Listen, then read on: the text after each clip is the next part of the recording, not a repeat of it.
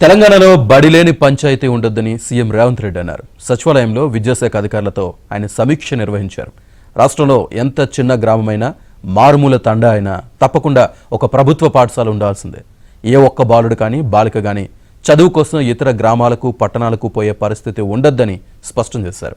విద్యార్థులు లేరనే నెపంతో మూసివేసిన అన్ని పాఠశాలల్ని తెరిపించాలని ఆదేశించారు. ఎంతమంది పిల్లలున్నా ప్రభుత్వ పాఠశాలను నడపాల్సిందేనని అన్నారు.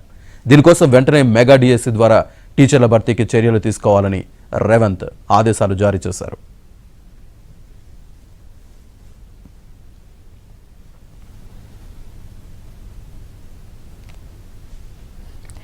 మన ఊరు మనబడి కార్యక్రమంలో జరిగిన పనుల పురోగతిని సీఎం సమీక్షించారు. ఈ కార్యక్రమంలో ఇంకా మిగిలిపోయిన పనులు అన్నిటినీ పూర్తి చేసి రాష్ట్రంలోని అన్ని పాఠశాలను ఉత్తమ పాఠశాలలుగా తీర్చిదిద్దాలని అన్నారు.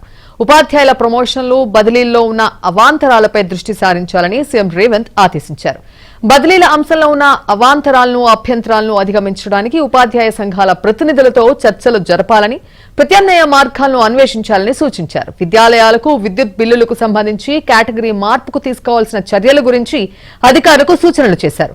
విద్యాలయాలకు వ్యాపార, పారిశ్రామిక కేటగిరీ కింద బిల్లులు వసూలు చేయడంపై తగిన ప్రత్యామ్నాయ మార్గాలను అన్వేషించాలని అన్నారు. పాఠశాలలో స్వీపర్లు, పారిశుద్ధ్య కార్మికుల్ని ఏర్పాటు చేయడానికి ఉన్న మార్గాల గురించి అధికారులకు ఆదేశాలు జారీ చేశారు.